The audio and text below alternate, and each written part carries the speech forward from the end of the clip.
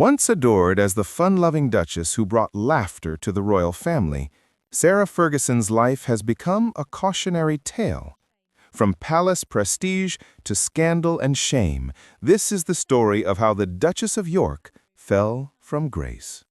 When Sarah Margaret Ferguson married Prince Andrew in July 1986, Britain gained a Duchess who seemed to embody warmth, humor, and relatability.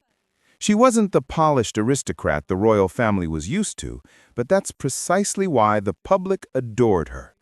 Nicknamed Fergie, she was lively, red-haired, and down-to-earth, a perfect contrast to the stiff upper lip of royal tradition. Together with Andrew, she seemed part of the royal future, but fairy tales have chapters that never make it into the picture books. And for Sarah, her happily ever after was about to unravel in front of the entire world. Prince Andrew's naval career kept him away for months at a time, and the distance between husband and wife grew wider. Meanwhile, Sarah began carving her own path, championing charities, attending galas, and finding herself increasingly at odds with royal expectations. Reports emerged that the Queen disapproved of her informality and her spending habits. Sarah, it seemed, was struggling to fit the mold. By the early 1990s, the marriage was all but over in private, though officially they remained the Duke and Duchess of York. Then, in the summer of 1992, came the scandal that would haunt her forever. Photographers captured one of the most shocking royal scandals of the 20th century. The Duchess of York was on holiday in Saint-Tropez with her two young daughters, Beatrice and Eugenie, joined by her American financial advisor, John Bryan. While the girls played nearby, Bryan was photographed kissing and sucking the Duchess's toe. Can you just delete it, please, that bit? Because I don't want to go down this. Duchess, I'm asking very fair questions of you. No, it's too tabloidy. John is Sarah's Australian agent, off-screen. This is everything you've written in your book, though. Yes, I know, but it's and the you're way... releasing your book and you've agreed the book to do I've the already, interview because the book has already been released. Pose as she lounged topless on a sunbed. Within hours, the images were splashed across every front page in Britain. Fergie's toe-sucking shame screamed the headlines. The timing could not have been worse. Prince Andrew was serving the Queen abroad, and the monarchy was already reeling from Charles and Diana's crumbling marriage.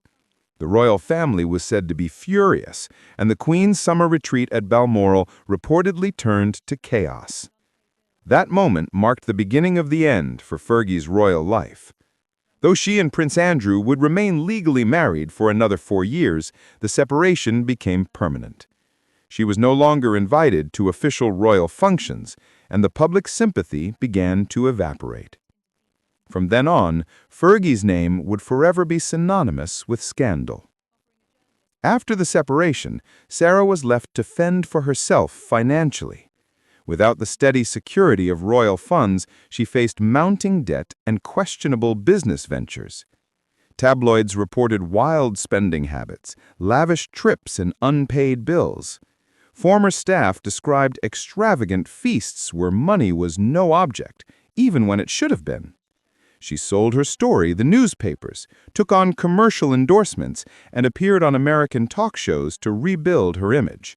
But her attempts to stay relevant often led her straight into deeper controversy. In 2010, she was caught in a cash for access scandal, offering a journalist posing as a businessman access to Prince Andrew for $500,000. The sting operation humiliated her once again, proving that her drive to remain visible often pushed her into moral and professional danger zones. Just when it seemed Sarah had run out of ways to disgrace herself, new revelations surfaced in 2025, this time involving the late disgraced financier Jeffrey Epstein. Emails emerged showing that in 2011, the Duchess had written to Epstein after publicly cutting ties, calling him her steadfast, generous, and supreme friend. She also apologized for previously criticizing him in the media. The revelation sent shockwaves through Britain. Charities severed ties overnight. Public trust evaporated. Even Buckingham Palace insiders were said to be appalled, describing it as the final humiliation. Fergie later claimed she only sent the email because Epstein had threatened to destroy her reputation and her family, but the damage was done. Her past association with Epstein, paired with Prince Andrew's notorious connection, cemented her as one of the most toxic figures linked to the royal brand. The royal family, already weary of the Yorks' endless troubles, began closing ranks. King Charles and Prince William, both determined to modernize the monarchy, reportedly saw no place for her in the future of the royal household. Even the famously forgiving Queen Elizabeth II, who had occasionally welcomed Fergie back into family gatherings, was said to have reached her limit long before her passing. Sarah Ferguson's story is not merely about one woman's fall from grace. It's a reflection of the monarchy's struggle to survive in an age of relentless scrutiny.